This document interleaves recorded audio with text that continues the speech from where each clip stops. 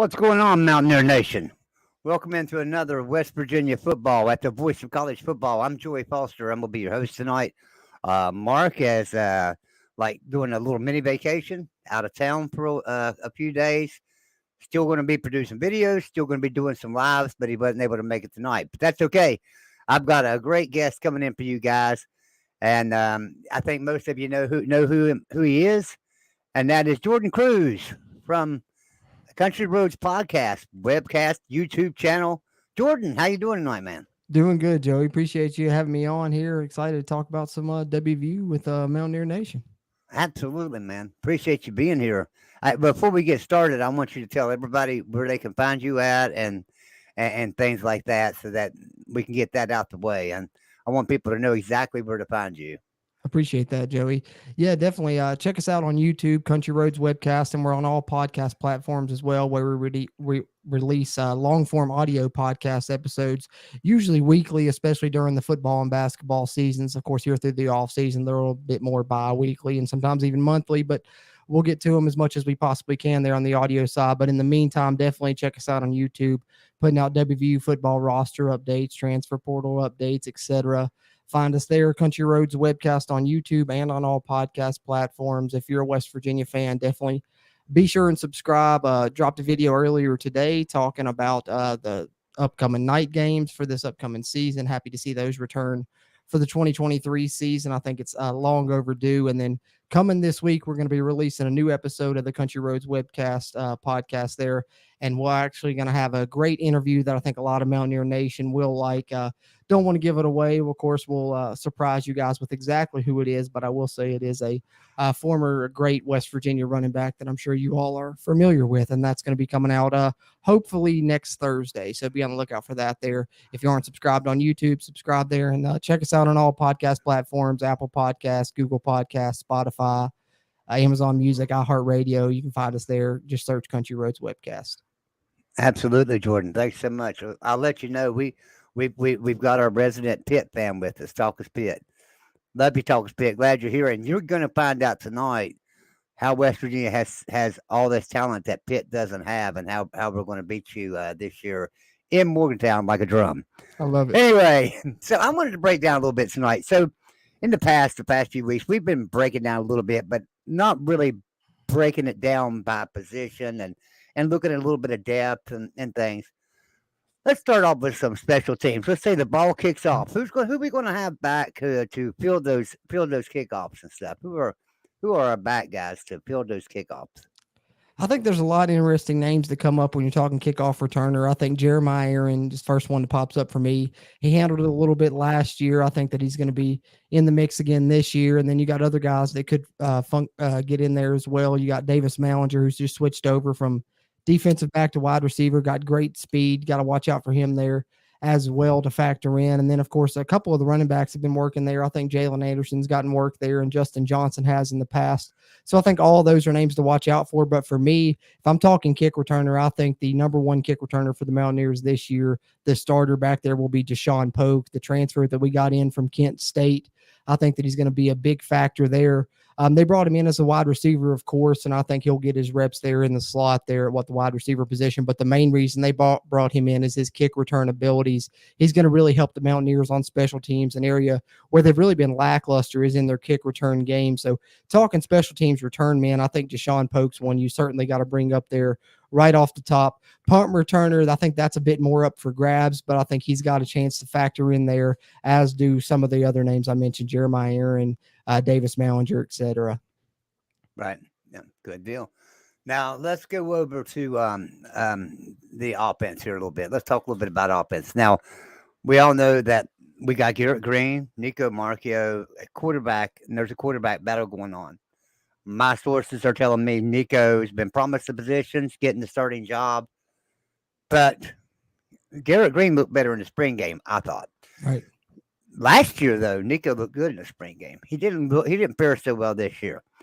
And another thing too, how safe were the plays they were giving Garrett compared to Nico in the spring game as well?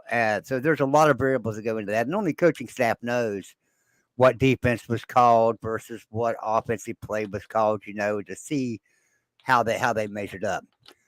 But what did you see out of the spring game at quarterback, and who do you think gets the starting nod? All right, I think I'd be remiss if I agree with most people that, watched it with their own eyes. Certainly in the spring game, Garrett Green stood out the most, looked like he had the best performance to me. And the thing that I've been saying on our channel and on the podcast is that when he was out there on the field, I was there. I went up for the spring game and watched it there in person. When Garrett Green was on the field with the offense, it just felt the energy was more palatable. It was different. He had a bit of an it factor to his game a little bit. Just the things that we've seen from him in the past kind of shined through. And that's not trying to harp on Nico or anything. I think Nico certainly has an it factor to him as well and has great potential. And of course, that's just one game, and I can't put too much into a spring game. We've seen spring game standouts in the past that really have always performed well in the spring game, and then come the fall, don't shine. So I think this quarterback competition is long from over. And as you said, Joey, I've heard previous reports as well that Nico was the favorite. And then later in the spring, I was hearing more things about Garrett, and I think those things about Garrett shine through in the spring game. And I think if you're asking me who's ahead right now, it's Garrett Green. But certainly those are going to be your two main factors at quarterback. The only two experienced somewhat players that you have scholarship wise. And you have Sean Boyle, a true freshman, is your only other scholarship quarterback on the roster, with the rest being preferred walk-ons. So I think, of course, it's a competition between those two, but don't expect to hear a starter announced until late in fall camp. I think you want to keep both those guys involved. You don't want to risk a transfer. So whether Garrett's ahead or not, I think this competition is going to lag on until the fall. And, there's been reports, like you said, of Nico being the guy. And if there's been promises made to Nico, then that could be an issue down the line if it does end up being Garrett. That's something we need to think about as well. But I think right now Garrett Green appears to be a little bit ahead to me. Maybe that's his experience, but it's long from over. And I'm trying not to put too much stock into the spring game, because I think also Nico, a lot of the time in that spring game, was working with the reserve offensive line as well. That's something I've heard people talk about, and I think it's a great thing to point out as well, as it seemed like Garrett Green got better pass protection, and Neil Brown himself even pointed that out fall in the spring game. So while it appears Garrett Green's ahead right now, I don't think the competition's quite over yet. Nico, we know, was a very highly regarded recruit, one of the highest in West Virginia history at the quarterback position. So I think certainly he's going to have his say in this competition before it's all said and done when we get to the first game against Penn State. And I'm excited to see how it turns out, because personally, I think either way, I'm excited to see Garrett Green or Nico Markhill helm the West Virginia offense in 2023 with their dual threat capabilities and the way this offense is going to incorporate a little bit more of the QB run game, read option, and RPO factors. Yeah, I think Garrett might have a little bit better vision at running when he's running the ball. I think Garrett has a little bit more vision, but I think Nico's got better vision down the field looking for an open receiver. So I think that's going to be the odds you have to weigh against, So, but now that being said, I don't know if we even get a starter named before the day of kickoff against Penn State. I'm thinking it's going to be game week sometime, probably. Yeah, I agree. All right, so let's talk about the guys that are protecting them, the guys up front. We all know Wyatt Milam, big time recruit right here from the state of West Virginia. Absolutely. First year or two, he's gotten run over a little bit, but he's been young, building up that strength, working all off season, looks a little bit stronger, looks a little bit healthier. What are you liking about our offensive line? Because some people say it's the best in the Big 12. But some people are saying it could be one of the best in the country. I don't agree with that. But it possibly in the Big 12, there might be a chance. Yeah, I think that it definitely has a chance to be up there in the conference. I don't know about nationally, but the one thing that I've been saying that for me, this West Virginia offensive line looks like it'll be the best at West Virginia in quite some time, and that's the best that we can hope for, right? And I think, to me, it's probably going to be the best at West Virginia since probably 2016, when you had Ron Crook helming a great West Virginia offensive line that utilized a lot of power plays, counter plays, etc., and a run-heavy or more run-centric type offense that year, and that was also West Virginia's only 10-win season in the Big 12, of course. And I think that offensive line and Ron Crook were a big reason they utilized the quarterback run game that year. And I think that's one thing I've been comparing this year's offense to, is that 2016 offense. I think you're going to see some of those elements in this year's offense, in the read option game, quarterback run, the power plays, counter plays, etc. And then, of course, you're going to factor in more RPO. That's a factor in today's game. But as far as the offensive line, I think as Mountaineer fans, what's going to stand out the most to us is 3 in-state players as starters along that offensive line, just as they were last season, all 3 returning. Talking about Wyatt Milam at left tackle, Zach Frazier at center, and Doug Nestor going to be moving out to right tackle this season, which is where they ultimately wanted to use him last season. He started there the first game of the season against Pitt, but then due to the injury to Jorden White in that game, had to slide back into right guard. But I think this year, the offensive line, what excites me the most is last year, some of the offensive line strengths, of course, were in the run blocking game, but they left a little bit to be desired at times in pass protection. And I think some of that was due to the tackle play, both Wyatt Milam being young at the left tackle spot, and then the right tackle not being solidified yet because you really wanted Doug Nestor there, but you didn't get to use him. You had to play Jaquay Hubbard and Brandon Yates, et cetera, there at that position. And I think this year throughout the offseason, they've really solidified those tackle positions. I love Wyatt Milam at the left tackle spot. I think he's got great potential. And then Doug Nestor coming back this season for the Mountaineers was big. He's probably one of the most NFL ready Mountaineers on the roster there. So I think they've got the tackle position solidified with Nestor and Milam. And, when you talk about Milam, that's a guy that was a freshman All-American a couple of years ago. And then this past year, West Virginia added to that list of freshman All-Americans. You go back 2 years ago, Zach Frazier, who's the starting center of this West Virginia offensive line, was a freshman All-American. Year before last, you had Wyatt Milam as a freshman All-American. And then this past year, Thomas Remick gets a freshman All-American honor. So 3 straight freshman All-Americans for West Virginia on that offensive line as well. And if you're looking at, for me, the starters across the offensive line, you're going Wyatt Milam, who's one of those former freshman All-American at left tackle. Then at left guard, you're going Thomas Remick, who's the one I most recently mentioned, going to be a sophomore this upcoming season, really coming into his own late last season when he was forced into that role following the retirement of James Gamitter. And then at the center position, of course, Zach Frazier, who right there, of course, as I said, a couple years ago was a freshman All-American of his own and now is ready to be one of the best centers, not only in the Big 12, but probably nationally. We've seen him bring home multiple All-American honors already this preseason. And then at the right guard position, you're looking at a battle between Jaquay Hubbard and Brandon Yates. I think Hubbard's probably a little bit ahead there, but both those guys certainly have the experience. And then, of course, right tackle, Doug Nestor, and I think Nick Malone, a Morgantown native, is really coming to his own since earning a scholarship as preferred walk-on. And he is a reserve player that can probably be counted on there. I think you're going about 8 deep on that offensive line. Malone's a reserve player you're going to count on. Brandon Yates, who I just mentioned as well. And then I think you're looking at guys like Sully Weedman at left guard will be a guy that's counted on them among the interior, whether it's left guard or right guard. And then at center, they've been working Charlie Katarinchik and Landon Livingston. But throughout the spring, Brandon Yates took rep there. So I think for all intensive purposes, Brandon Yates would probably be the backup to Zach Frazier if anything was to happen to Zach Frazier, just because they got him work there while they rested Zach Frazier throughout the spring. But those to me are kind of the players. Beyond that, you're going to have some freshmen that are coming in the mix. Johnny Williams really came in and enrolled early and looked good in the spring, and he's got great size for a freshman at 6'8", 320 pounds. And Mo Hamilton is a redshirt freshman, is going to be working at the interior as well. Also great size with him as well, 6'6" and 300 plus. And then I mentioned Landon Livingston briefly. So those are kind of the names to me at the offensive line throughout the reserve. But I think the starting 5 I'm really excited about. It's just, do you have the depth throughout the season if anything was to come up for that to last? I think ideally they would have liked to add one more interior offensive lineman from the transfer portal. I know they had some targets, but ultimately they didn't choose the Mountaineers. But I think that starting 5 across the board, going left tackle over to right tackle with Wyatt Milam, Thomas Remick, Zach Frazier, Jaquay Hubbard, and Doug Nestor is really solid for the Mountaineers and should be the best, in my opinion, in quite a few years. Yep, good deal. That sounds great.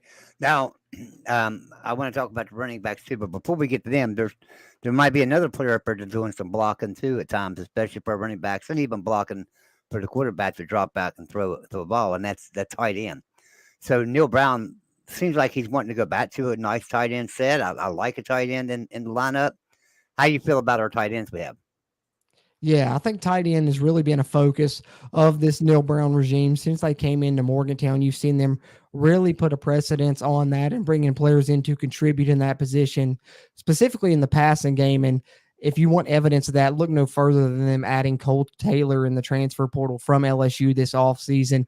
He really stood out in the spring. He made, multiple one-handed catches according to reports. You even saw one of them that the social media team from WVU released there throughout the spring, him grabbing one. And then in the spring game, we saw him do it with our own eyes, right? Make a one-handed grab on an RPO seam route and looked really good doing so. I think he's certainly going to be a great pass catching option and one of the better ones that the Mountaineers have had at the tight end position in quite some time with his large frame. He can play attached. He can split out into the slot. We saw him line up there at times.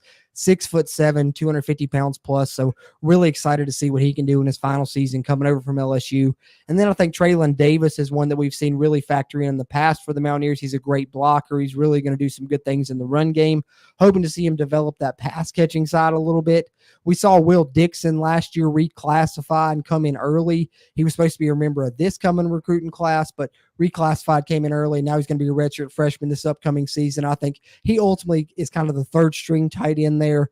And then beyond that, you have another couple young guys in TJ Johnson and Victor Wickstrom, who is one of the more international players for the Mountaineers, who has some speed and some athleticism. I wouldn't be surprised to see either one of those two factor in down the road. TJ Johnson, a legacy player, son of Torrey Johnson, running back during the early Rich Rod era there at West Virginia, came in as a wide receiver, kind of tight end hybrid. I think they're hoping to mold him to a tight end in the future. So I think all of those are great options for the Mountaineers, not only catching the football, but particularly they're going to help in the run game as well, specifically when you look at a guy like Traylon Davis. But then in addition to that, West Virginia is kind of factoring in the fullback a little bit this year, albeit there's not really a scholarship one there necessarily on the roster. We've got Noah Braham, who's going to come in the summer and in fall camp, and going to factor in there. He's kind of listed as an athlete. He could be more of a tight end / fullback hybrid, but they do have two players on the roster currently listed as fullbacks. One of those was here last year as a preferred walk-on in Connor McBee. He's actually got some carries in the spring game there. If you watch that late in the game, he got some carries there, and he can factor in as a fullback. And then the Mountaineers brought in a transfer as a preferred walk-on that was an FCS All-American at the fullback position coming from Towson, and Luke Hamilton. And I think West Virginia probably will use him in a certain role this season. I think he's going to be great blocking for the Mountaineers, and I wouldn't be surprised to see him and Traylon Davis leading some of these good Mountaineer backs, falling behind the offensive line that we just talked about, as well in some run play situations. So West Virginia looks like they may be incorporating the fullback position, which is something we haven't seen listed on the roster during the Neil Brown era, with some of those preferred walk-ons, and then maybe Noah Braham, who is a scholarship player coming in, who could be a tight end or a fullback. But looking at the tight end specifically, I think you got to be very excited about Cole Taylor coming over from LSU. I think he's going to give the Mountaineers a great pass catching option, which is something that they really need with this offense. I agree. Talking to Jorden Cruz from Country Roads Webcast. You can sub him up on YouTube, but you also can find his podcast, Country Road Podcast, on just about every streaming platform out there, isn't it? I know it's on Apple and Spotify and iHeart. So you can find him just about on any of them. All right, so now that brings us to the running backs. Now, in running back situation, we're deep. We're still deep. We lost Tony Mathis. That's a tough loss. And it's even tougher knowing that we lost him to Houston and going to have to face him down in Houston this year. But our running back room is really solid. C.J. Donaldson is a man. I mean, we know this. He's a beast and he's a man. And, I'm excited for this year to see C.J. Donaldson. I've not been this excited about a running back in a long time. I really am really excited about it. But tell us about our depth. What you're seeing, can this offensive line open up some holes for these guys? And, we end up with a couple of 1,000-yard rushers, because I think we've got the talent back there to do that. Listen, Joey, I wouldn't disagree with you there. I think that there's some really great running backs in this West Virginia roster. You lose Tony Mathis, who has been a former starter in the past, and I think that just kind of showcases how deep this running back room is. The fact that a former starter, kind of was the de facto odd man out. And I think that he'll do a great job at Houston. And I hate that he's going in conference, as you said, and we'll have to face him. But as far as the West Virginia running back room is concerned, of course, C.J. Donaldson is the name that really is on the forefront of the minds of Mountaineer Nation. After his impressive season last year as a true freshman, really just doing some awesome things, as we thought he was going to come in as a tight end / wide receiver kind of hybrid player, but they ultimately move him into running back and makes a splash in that first game against Pitt, 7 carries, 125 yards, and then goes on to have a really successful true freshman season despite battling some injuries. But I think along with that, you're going to get a really impressive version of him this upcoming season that I think has a great chance to be one of the best backs in the Big 12, if not nationally, because of the fact that he had never played running back before last season, right? A lot of people forget that he came as a, like I said, tight end wide receiver hybrid, playing wide receiver in high school, thought he was going to play tight end for the Mountaineers, had never played running back ever throughout his entire football career. And that's what's even more impressive about what he did last season. But I think having an entire offseason to train as a running back is only going to benefit him. And, as much as we hated to see him suffer that injury last season, you've heard, through interviews of his own from Country Roads Trust and such that he's gave throughout the off season, that those injuries really, he learned a lot from them of how to, go about playing the running back position. And hopefully he's going to be able to stay healthy this season, because that's the only thing that we're really concerned about with his playing style, kind of being a strong battering ram, despite being deceptively fast. He's a, 6'2", 240-pound beast back there at the running back position. So certainly he's probably going to be the number one featured guy. But to me, the guy that I've been, talking about a ton, that I've been trying to get over on people on the Country Roads webcast, is Jalen Anderson. Excuse me, it's my dog barks in the background. I don't know if my mic's picking that up or not, but Jalen Anderson is the guy that's a redshirt sophomore coming up this upcoming season for the Mountaineers. Came in late during his true freshman season, didn't get on campus till late September, maybe even early October, so didn't really factor in too much as a true freshman, ended up having a redshirt, but late last season, we really saw him burst onto the scene in that game against Oklahoma State, 250-plus yard touchdown runs, and he has just really exceptional vision in the backfield. You've heard compliments of that throughout the offseason. I know recently in a live stream over on the Country Roads webcast YouTube channel, I shared a clip from Chad Scott from a Sportsline episode where he was asked about the one player that he thought was really standout and could be a breakout this season that people aren't talking about enough. And with no hesitation, he mentioned Jalen Anderson, mentioned his vision, complimented that, and just how much of an improvement he has made from last year to this year already. So to me, I think C.J. Donaldson and Jalen Anderson are going to be featured prominently in the WVU backfield. I think you're going to see a lot of two-back sets. And I think the reason that is going to be the case is because both of those guys, as I mentioned earlier with C.J. Donaldson, was a wide receiver in high school, so we know of his pass catching abilities. But Jalen Anderson as well, another thing that Chad Scott mentioned in that interview was that he could have almost been listed as an athlete recruit instead of a running back because of how much he was split out at receiver in his time at high school there in Ohio. I believe he comes from Perry, Ohio.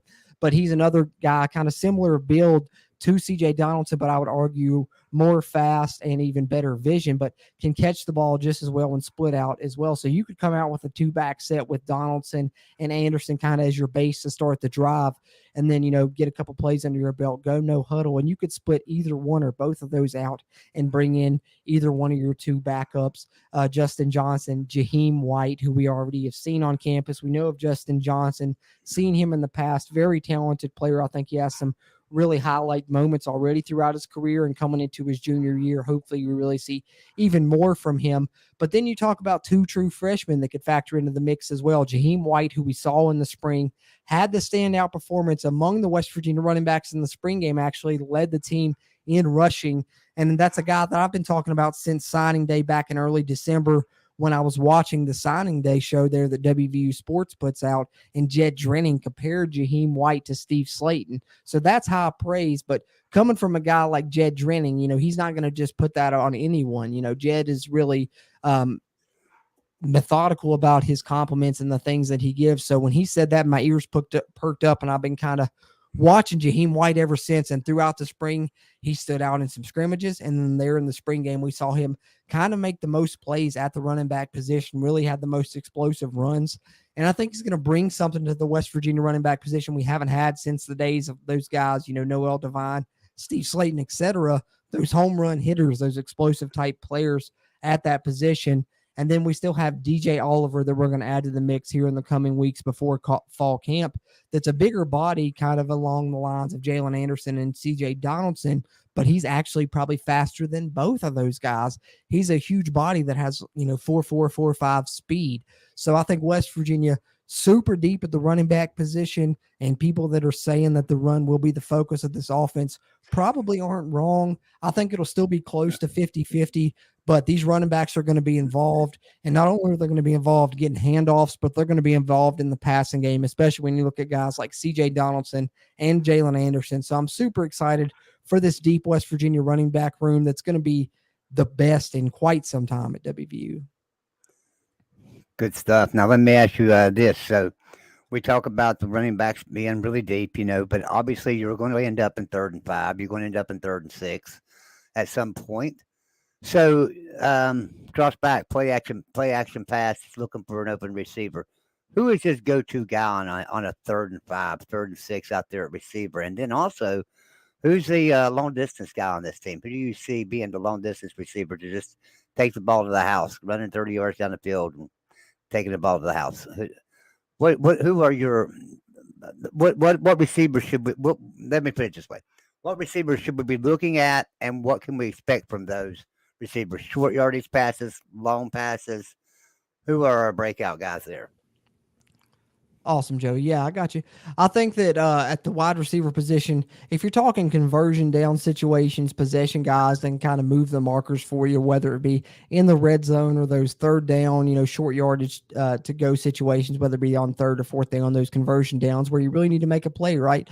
And, I talked earlier about comparing this 2023 offense. I think it's going to resemble that 2016 offense, right? And that 2016 offense, I talked about that offensive line. It was really strong. They had a great rushing attack. Wendell Smallwood led the Big 12 in rushing that year. Skylar Howard had a great rushing year of his own, over 500 yards rushing, but he also added over 3,000 yards passing. And I think that's because the run game was such a threat. So you got to hope that if with the run game being a threat this year for West Virginia, that they're able to have those guys to make plays in the passing game.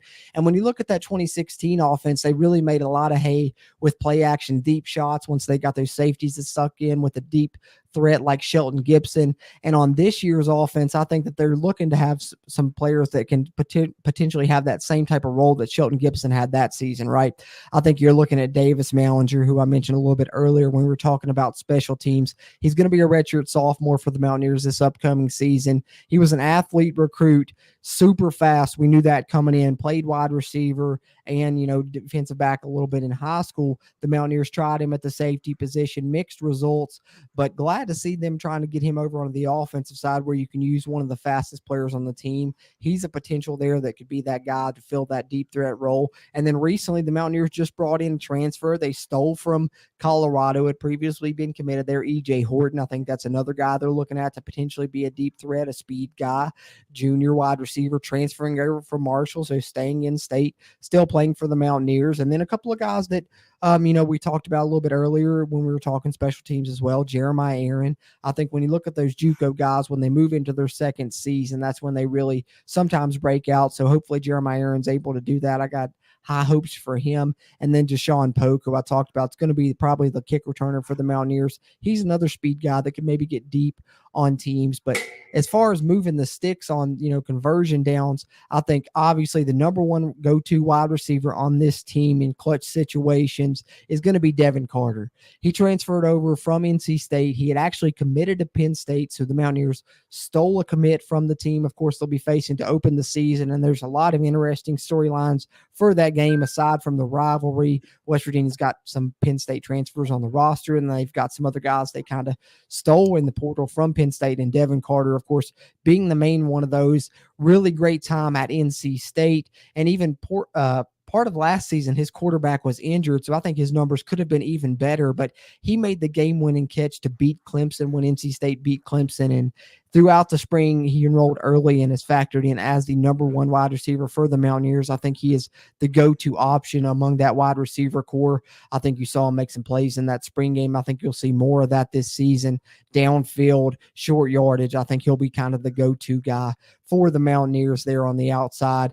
But I think you're still looking on the other side for some guys to battle for that position at the Z wide receiver position on the opposite side of him on the outside. I think Cortez Braham is a guy that has a good chance to factor in there. Like I said, those JUCO players really do a great job in their second year. Braham going to be a senior this year, caught a touchdown in the spring game. Think he's got good potential. And then you brought in another guy from a Division II level in Angelo State in Noah Massey, who's going to be a redshirt senior for the Mountaineers, and I think has really good size, something that West Virginia hasn't had at that wide receiver position in quite some time, is a big body like Noah Massey. I don't know if he's going to play outside or inside yet. I've heard kind of mixed reports of both, but I think if you're looking at a guy that you can use as a weapon, in the red zone and on conversion downs, look no further than Noah Massey, the transfer in from Angelo State, 6'4" and 230 plus pounds. So a great body for a wide receiver there. And then as far as guys that are on the roster returning, I think you're looking at a guy like Preston Fox. He catches everything, former preferred walk-on, earned a scholarship, rightfully so, and now heading into his redshirt sophomore season. I think he's going to get some reps this upcoming year in the fall. I don't think he's going to factor in for the Mountaineers. And then, of course, Grayson Malashevich in the slot, and then Jarrell Williams, a redshirt freshman, redshirted last season, may try and earn some reps there as well. But those are the kind of the guys that are already on campus for the Mountaineers. But then looking to the future, Rodney Gallagher, of course, is the name that's going to be on the minds of Mountaineer Nation the most. One of the highest rated recruits in program history coming in. So certainly high expectations. I've tried to do a little bit on our channel to tamper those just slightly, because it's just hard for players, especially at skill positions, to factor in heavily as true freshmen.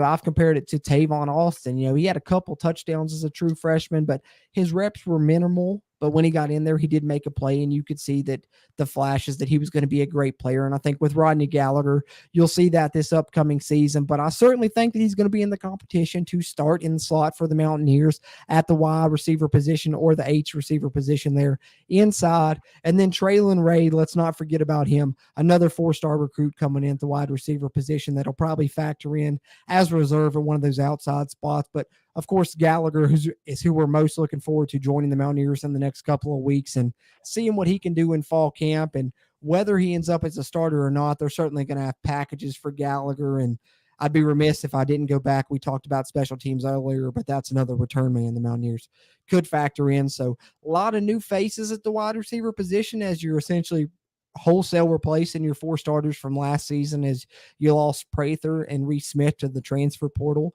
and Bryce Ford Wheaton and Sam James to graduation. But I think, through both JUCO players that were already on the roster and young players that were already on the roster, and then a pretty good job in the transfer portal that's going a bit unheralded there with the addition of Devin Carter primarily. And then, of course, we've talked about Jashawn Polk, etc., and EJ Horton, Noah Massey. I think that those are unheralded additions. And then, of course, Cole Taylor, who we talked about the tight ends, is going to factor in there. But talking about wide receivers, I think those are kind of the names to watch out for if you're looking around Mountaineer Nation.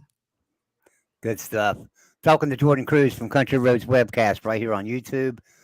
Be sure and sub him up, Country Roads Webcast. Also, he's got a podcast, Country Roads Podcast. Find him on Apple, Spotify, iHeartRadio, any platform.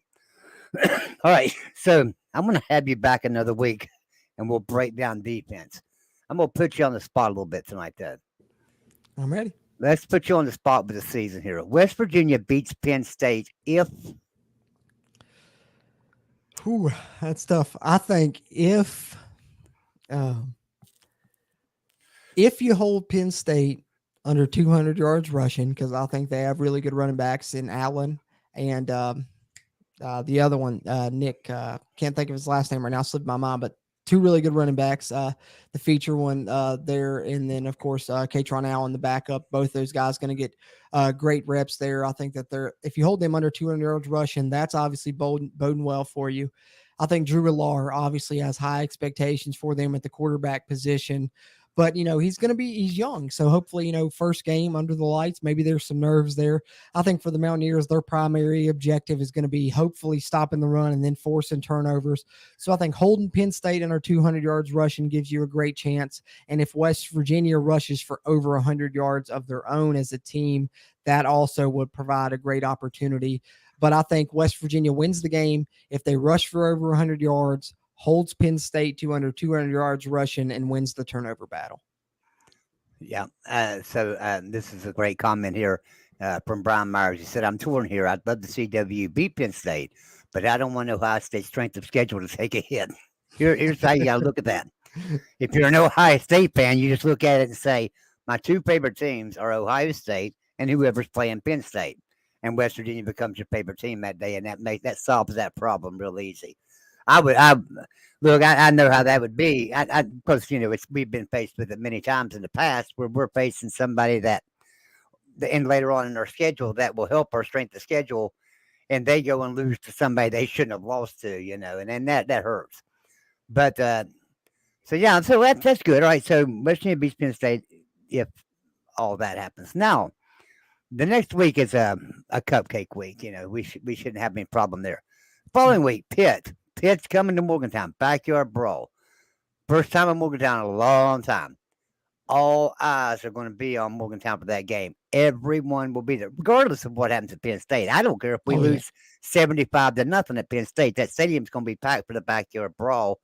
And already announced, live television audience, nationwide, 7:30, same thing as Penn State. So we got two primetime games, 7:30 kickoffs, almost back-to-back weeks, 1 week apart, 2 weeks apart. So West Virginia beats Pitt if. Here's what I think. I think West Virginia beats Pitt, period. I think that there's just a lot of motivating factors going in there. I think a lot of Mountaineer Nation would argue we could have, should have won last year, 4th and 1, bring up, whatever you want with that game. But I think that there's just a lot on the line already, not only from that, but then you heard what Pat Narduzzi come on this past week, going on the radio, kind of calling out Mountaineer fans, etc. So the tensions are going to be high for that game, but a night game in Morgantown, that really just raises my confidence level a ton. And I think if there's a game that's circled on the schedule for WVU, it's certainly that one. I think they let one slip away last year, and I think that West Virginia is really looking at Pitt this year, who kind of, lost a lot last season. They're going to be breaking in some new pieces. They got the transfer quarterback, Jerkovich from Boston College, looking like he's going to be their starter as well. So he's brand new. West Virginia's quarterbacks have at least been around for a year. I like that aspect, and I think the Mountaineers are just going to be hungry to, even the series right now in this backyard brawl. After last year, we know, talk about the 4th and 1, but then also the Mountaineers drive and the pass goes through the hands. Just an unfortunate turn of events for West Virginia. They were right there in that game. And I think this year they're going to come out hungry, and I'm honestly expecting them to beat Pitt by double digits. I'm sorry, Talkers Pitt. I know you're in here. I'm not trying to trash talk, but that's just how confident I feel. I don't see us losing to Pitt 2 years in a row, personally. I just don't see it happening.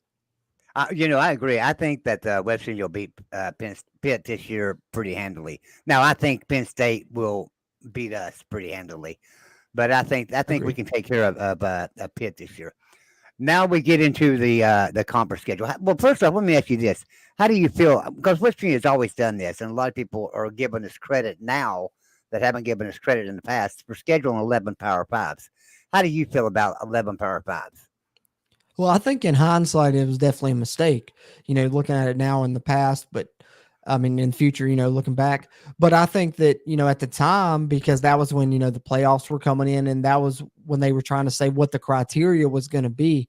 So they were saying, it's going to be based on strength of schedule. So I think West Virginia, hoping to, be able to eventually factor into that mix, said we're going to play the toughest schedule we possibly can. We're just going to play one FCS team a year. Our out of conference games are going to be Power Fives other than that. And then, of course, now in hindsight, when you look at how things have played out over the past few years, that's really not the case. So they could have gotten away with, I think, playing, 2 FCS in their out of conference. And I think, looking back, they probably would have done that. I think in the future, you'll see here in the next few years, the schedule will lighten up slightly. You don't need to play 2 Power Fives, maybe play an FCS in a group of 5 and a Power 5 in your out of conference, depending on how it looks moving forward as the Big 12 expands. So I think personally, while initially it was a good idea for West Virginia, just trying to improve their resume in terms of, if you're trying to reach the playoffs, et cetera, look good for the polls and the committee, they had good intentions going in. But I think now in hindsight, it certainly was a mistake. West Virginia is one of the only teams over the past couple of seasons that's played 11 Power Fives. And especially when we've been trying to rebuild throughout this Neil Brown era. It's really hurt us in that aspect. So hopefully this year they're able to turn a corner and win a couple of those Power 5 games at least. We'll see what happens. Yeah, because we've got some big games coming up in the future, and I mean they're pretty far down the road. But 2026 and 27, we've got home and home schedule with Alabama, and or is that 27, 28? I may be wrong on the dates on the years, but that's still an Alabama team that's going to be coming up here in a few years, and we still got Penn State to tackle this year and next year, and Pitt a couple more years as well. So. All right, so let's get into the conference, and I'm not going to talk about every game, but I will ask you this. I do want to talk about Houston because Dana Holgerson, you know, wanted a contract extension at West Virginia, and West Virginia told him to pound pavement, and he did, right? He bettered himself. He went to Houston for more money, so he bettered himself. Bigger city, hotter recruiting ground, right? And he hasn't done very much at Houston since he's been there. Basically, like he did at West Virginia. He was there, great figure, great offensive mind, terrible head coach. Now, what do you see this year? West Virginia traveling to Houston, which I think was a big scheduling mistake on behalf of the Big 12. First year, they should have brought Dana back to Morgantown for year one. I mean, that would have been such a huge game and stuff, and a lot of eyeballs on that game. But no, we're traveling to Houston. What are you seeing in that game? And West Virginia beats Houston no matter what, I believe. But if what? Well, I think if you just, can slow down that offense, we know Dayton's offensive minded. I think that's the main thing is just trying to slow down that offense, keep them under about 30 points and you got a good chance. They're probably going to make some mistakes. We've seen Dana be turnover prone and make some mistakes in the past, etc. But I definitely want to say, I certainly agree with you having that game, not being Morgantown with their first year in the Big 12. Definitely a mistake because, I worry now that Dana's not going to make it through another season. We're not going to get to see him come back to Morgantown. That's what I'm hoping, doesn't happen. But it certainly would have been, much better TV numbers, ticket sales, et cetera, if that game would have came to Morgantown. But I think Houston's replacing a ton. And, just knowing Dana from his time at WVU, that doesn't bode well for Houston. Just because of the fact that Dana's kind of a guy that builds his team year to year. Having said that, though, he certainly is now in a better environment college football-wise that kind of tends to his needs and his style a little bit more with the transfer portal, et cetera. He's probably been able to, really bring in some decent guys. I know he has, 4 or 5 former West Virginia players on the roster, which is kind of funny considering that he said you couldn't win with West Virginia talent, but right. That's a whole different discussion there, I guess. But I think West Virginia will beat Houston, like you said. And I think if the main thing is just kind of limiting that offense, because despite the fact that they've got a lot of turnover, the one thing that we've seen Dana Holgerson produce is successful offenses, despite, lack of wins at times when you really needed them. But I think that hopefully, it's going to be interesting to see how it plays out, because I think there's going to be motivating factors for both sides. I think that Dana Holgerson probably, knowing him as much as we do from the outside looking in, that he's probably going to have that game circled as well. So with it being a night game on a Thursday, who knows how it's going to turn out. I'm pretty confident in the Mountaineers, though, as you said, that they'll come out on top of that one.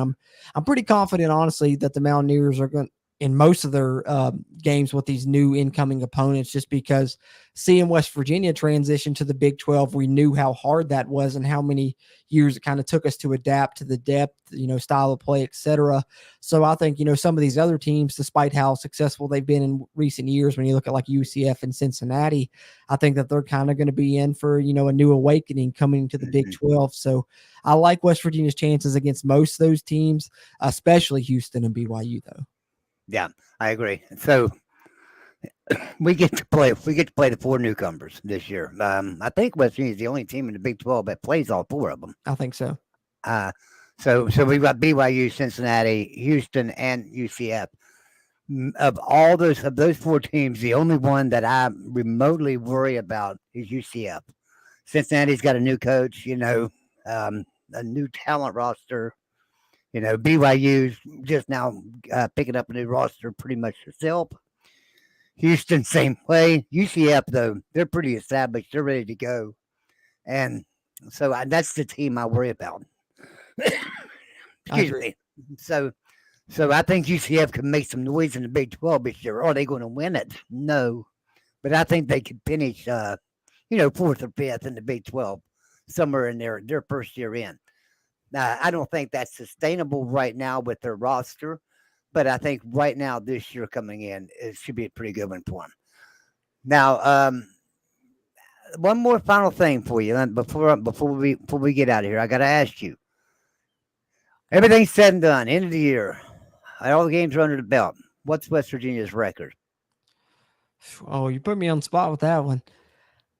I don't know. I don't know if I can call it right now without, knowing, we may still have, another 2 or 3 transfer portal additions. I want to see how things shake out closer to fall camp. And of course, we always do a season prediction roundtable to kick off our new season of the podcast, which will be season 6, and that'll be coming up in August. And we'll go through it, kind of game by game and give our predictions, break it down there, and see how that goes. But, just right now off the top of my head, I know that the line I've seen, I think from, DraftKings was at 4.5. I would certainly hammer the over on that. I can give you that for sure. I think that West Virginia has a great chance to get back to a bowl game this year. I think that that's at minimum that I'm looking at a 6-win team right now. I think they're kind of flying under the radar, and, rightfully so. I understand the doubts that are coming in from, both Mountaineer Nation and outsiders as well. But I think the 4.5 win mark that I've seen is certainly a little bit low. I would expect 6 wins from this team at least. Probably we'll see what happens though. I kind of agree with you. I kind of agree. I'm definitely going to pound the over on the 4.5. But that being said, I did that last year as well, and then it did not work out. So I am going to pound it again this year. I really believe because we're going to beat Pitt, and we should have beat Pitt last year, and that would have taken us to our over. Yep. So I think we'll beat Pitt this year. Shouldn't be no problem there. I think there's a lot of teams that are rebuilding in the Big 12. I know Sonny Dykes is a great coach and everything, but I also know TCU is going to lose a lot. I know Joey McGuire at Texas Tech is an awesome coach, and I know he's been recruiting some talent. I don't necessarily see a win in that game, but West Virginia's got the 4 newcomers, and I know we can win 3 of those games. And so if you figure TCU, the 3 newcomers, and beating Pitt, that's 5 wins, right. and that's the over, right. and I think that's pretty. I think that's pretty fair. I think that's pretty easy to do. Now, can we get that 6th win in there? I think so. I think we've got the team to do it. If nothing else, we'll pound them out on the ground. So, but defense is a scare. But like I say, I want to bring you back another week, and we're going to break down the defense just like we did the offense tonight. Sounds great to me. I want to get your point of view on all of that. But I think for tonight we'll wrap this show up, and I'm gonna let everybody know one more time. This is Jorden Cruz. Got a great show called Country Roads Webcast, and also Country Roads Podcast. Country Road Webcast right here on YouTube. Be sure and go over and sub him up, man. This guy, well, he's got a couple of partners with him, Stephen and Brandon, and they have an awesome show. They do a great job over there at Country Roads Webcast. So be sure and sub those up for us and stuff. And hey, tell them where to find you on Twitter. I know you're on Twitter and stuff as well, right? Yeah, absolutely. Thank you, Joey. Yeah, on Twitter, we're at WVU Country Roads, and then you can find us on Facebook and Instagram. Of course, just Country Roads Webcast on both of those. But definitely, check us out on social media. That's where we're, announcing when we drop the podcast episodes, new videos, etc. And of course, those are coming pretty steadily here throughout the off season, updating the WVU football roster and trying to do a little bit of basketball as well. And then WVU baseball has been running hot, so trying to update that a little bit as well. Just any West Virginia sports content we can kind of provide updates on there. We'll try and do that. So check us out on social media, WVU Country Roads on Twitter, and then just Country Roads Webcast on Facebook and Instagram. And then, of course, as Joey said, subscribe to us on YouTube. We're getting close to that 1,000 subscriber mark, trying to push over that hump there, just about, 60 subscribers away or so, I think now. So any help we can get with that, that'd be awesome. A lot of WVU sports content. If you're a West Virginia fan, I'm sure you'll love it. And then if you're into more long form content, we release the podcast episodes visually there on YouTube. But if you like to listen to just the audio version, I know some people listen to podcasts at work, on the road, etc., myself included. So like Joey said, you can find us on any of those podcast platforms: Google Podcasts, Apple Podcasts, Spotify, iHeartRadio, Amazon Music, you name it. Just search Country Roads Webcast, subscribe to us there, and subscribe to us on YouTube. And Joey, looking forward to coming back and talking about that Mountaineer defense, because I know we need that to improve this upcoming season. So Dana has joined us and says, Joey, I'll take you out for Texas barbecue after I drop 50 on you. So, well, thank you, Dana. I'll pass. Listen, guys, we appreciate all of you being in here. Jorden, stick around in the back room with me for just a second, but we appreciate everybody being here. If you are on the Voice of College Football main channel, hey, stay here, stay on the West Virginia, or not on the West Virginia, on the Voice of College Football main channel. We got another show that's going to follow this one coming up, and got some great guests over there. They're going to be talking about AAU, Notre Dame, Miami, and all those teams getting AAU. So going to have a great show for you there. Appreciate everybody tonight. Thank you for coming out. Thank you, Jorden, our guests, for coming in with us. We will see everybody next Friday night, 8 o'clock on the dot. Thank you for being here. Y'all have a great night.